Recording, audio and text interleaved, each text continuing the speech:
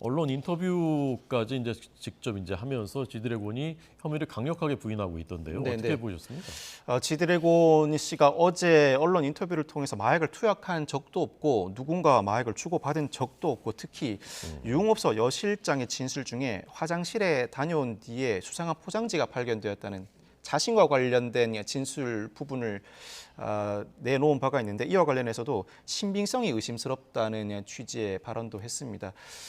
이 수사 결과가 나오기 전부터 상당히 많은 관심이 집중되고 있고 국제적으로도 인기를 얻고 있는 가수 입장에서는 수사 결과와 별개로 자신의 결백을 여러 방면으로 주장해야 이 사건을 유리하게 끌고 나갈 수 있다는 판단을 한 것 같습니다. 네네. 나름대로는 진정성 있게 인터뷰를 한 것 같고 특히나 말이나 몸짓이 과장되고 어눌하다는 비판에 대해서도 자신이 인기를 얻은 이후에 자신의 말의 파급력이 상당하더라. 말을 한마디 할 때마다 늘 신중하게 고민을 해야 하는데 아마 그로 인해서 자신의 말이 어눌하고 과장된 몸짓으로 표현된 것 같다.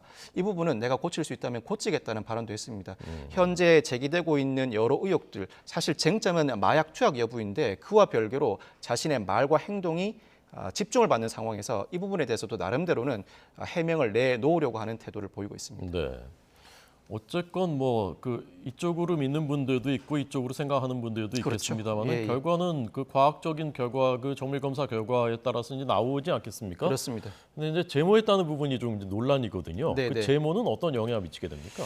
일단은 지드래곤 씨는 예전에 제모를 했다가 입건된 이후에는 제모한 바가 없다고 주장을 하고 있습니다. 네, 즉 네. 증거 인멸을 시도한 바가 없다는 취지의 주장인데 사실 제모를 한다고 해서 검사에서 모두 양성을 피할 수 있는 것은 아닙니다. 일단 지드래곤 씨 같은 경우에는 모발 정밀 감정을 의뢰했고 물론 염색이나 탈색을 반복했을 경우에는 일부 성분이 빠져나갈 수 있습니다만 양성이었던 것을 음성으로 돌릴 수 있을 정도는 아닙니다. 더군다나 손톱을 일부 잘랐다고 하는데 모발은 통상 한 달에 1cm씩 자랍니다. 그래서 통상은 1년 정도 전까지 마약 투약 여부를 확인할 수 있고 손톱은 손톱 자체를 떼갈 수는 없으니까 손톱 끝부분을 잘라서 정밀 감정을 의뢰하게 되는데 하루에 0.1mm 정도 자라다 보니까 통상 5, 6개월 전까지 마약 투약 여부를 확인할 수 있습니다. 그 이전 마약 투약 여부는 확인할 수 없게 되는데 네, 네. 모든 정밀 검사에서도 음성이 나온다면 지드래곤 씨가 상당히 수사에 협조적인 태도라 경찰이 추가로 정밀 감정을 의뢰할 가능성도 배제하지 못합니다. 눈썹이라든가 네.